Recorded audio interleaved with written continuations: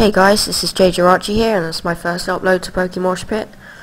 And yeah, this is, well, some of you may know me from my channel. If not, the link should be in the description if you like what you see in this video.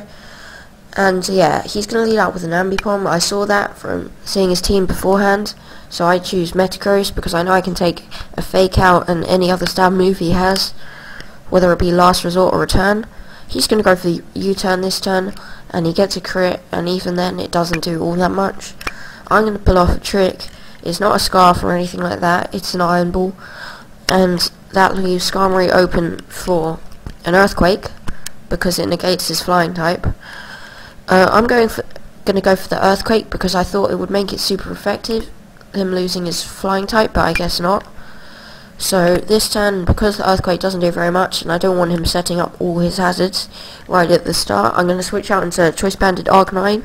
He sets up his second layer of spikes, and with my recoil moves on Arcanine, I'm not sure I want to send that in later, so I chose now as the best time. I'm going to go for the Flare Blitz, not to over-predict, and it does over half to his incoming Rankaruzu. I guess he was hoping he could Toxic and then recover Stormy, because that would be the case if I was one of the standard Morning Glory ones. But because I'm Choice Banded, I can 2-hit KO it, and he's going to have to let his Rankaruzu go down.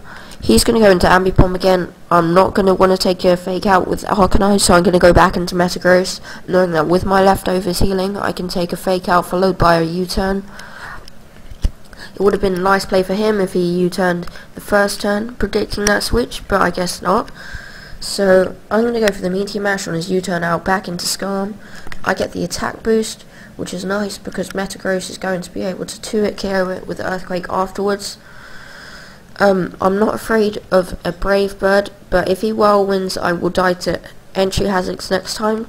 But he decides he wants to get up all 3 layers of spikes, so that's okay for me as I'm able to 2-hit KO him with Earthquake. So Skarmory goes down. I'm looking pretty good, and yeah, he goes into Shandera, and he goes for the Shadow Ball. I guess if he was Scarfed, he would have gone for Flamethrower, but I'm pretty confident he's Specs, so I go into Chinchilla, but in case he's bluffing it and he does have lefties or Lumberry or something of the sort, I'm going to still go for the Rock Blast, which is a good play because otherwise I would have gone for Sweep Slap, and that would be not very effective against his Scizor. Of course, because I still Link, my Rock Blast goes off 5 times and it does over half damage to Scizor. So now I'm going to switch out to Arcanine as Death Fodder. After the entry hazards, it's not going to be able to take a Bullet Punch, and because I see no Life Orb or lefties, I know it's banded. I really don't have much to take it, so I'm going to have to go into Rankaruzu, or Randarozu, and it's my special set, because it actually does have a very high base special attack, even though many people just use it for physical sweeping. So now he goes into Ambipom. I haven't actually got a hit off it yet, so I'm going to go into Chinchilla hoping to outspeed because there's a possible speed tie. I'm going to go for the Rock Blast in case he predicts my Sweep Slap and switches into his Shandera. Now I'm afraid of him being Scarfed because he's so happily switched into it, and I'm going to go into my Manaphy.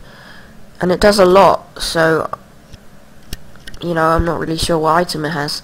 I'm going to set up the light screen because it's a dual screen Manaphy because I don't like using the tail glow one like everyone else.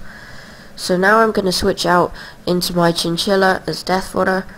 He's going to kill me off with a T-Bolt. Now it is 2-2, and it's looking to be a pretty close match. I'm going to Venusaur and put him to sleep with the Sleep Powder.